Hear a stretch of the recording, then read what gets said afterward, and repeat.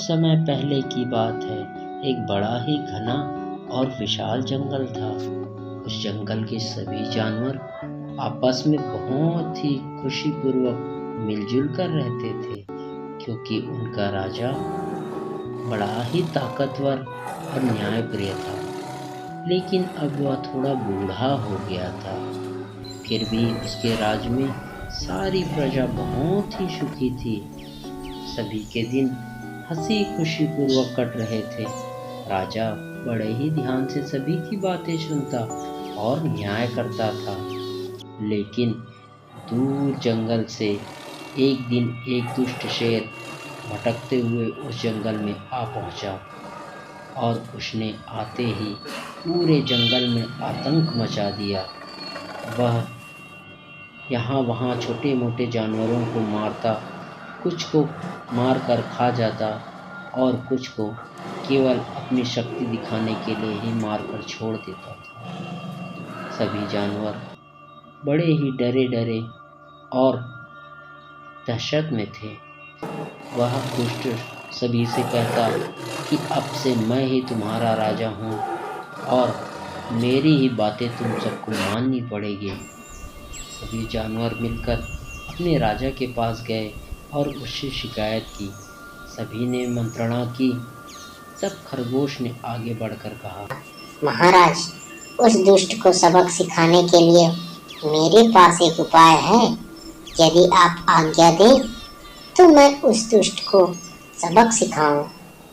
राजा की आज्ञा पाकर वह खरगोश उस दुष्ट शेर के पास चला गया और बोला, महाराज की जय हो, नए महाराज की जय हो। शेर ने कहा कि तू कौन है और मेरे पास मरने के लिए क्यों आया है? खरगोश बोला, महाराज, मैं तो चाहता हूँ कि आप इस जंगल के राजा बने। आप मेरे साथ चलिए। वह राजा कहाँ छुपा है मैं आपको बताता हूँ। शेर उसके पीछे पीछे जाने लगा और सोचने लगा कि पुराने राजा को मारने का यह अच्छा अवसर है। उसे मारकर अब मैं राजा बनूंगा। वह बिना सोचे समझे अपनी ताकत के घमंड में खरगोश के पीछे पीछे चला गया। खरगोश ने अपनी योजना के अनुसार उसे एक गुफा के पास ले गया और कहा, हाँ देखो देखो महाराज, वह पुराना राजा इसी गुफा में छुपा हुआ है। शेर गुफा के दरवाजे को जोर जोर से दहाड़ने लगा और उसकी आवाज़ गुफा की दीवारों से टकराकर वापस आने लगी, जिसे सुनकर उसने सोचा कि राजा अंदर ही है और वह अंदर चला गया। गुफा में जैसे ही शेर गया, खरगोश दौड़ते हुए हाथी दादा को बुला लाया और उसने एक बड़ा सा पत्थर गुफा के दरवाजे पर रख दिया। अब शेर अंदर ही फंस गया। वह बाहर नहीं आ सकता था। वह जोर जोर से दहाड़ने लगा, लेकिन अब उसकी आवाज़ सुनने वाला वहाँ कोई नहीं था। हाथी और खरगोश उसे छोड़कर जा चुके थे। दोनों ने जाकर यह बात जंगल के सभी जानवरों को बताई तो सारे जानवर खुशी से झूम उठे और खरगोश की तारीफें करने लगे। वे फिर से सुखपूर्वक उस जंगल में रहने लगे।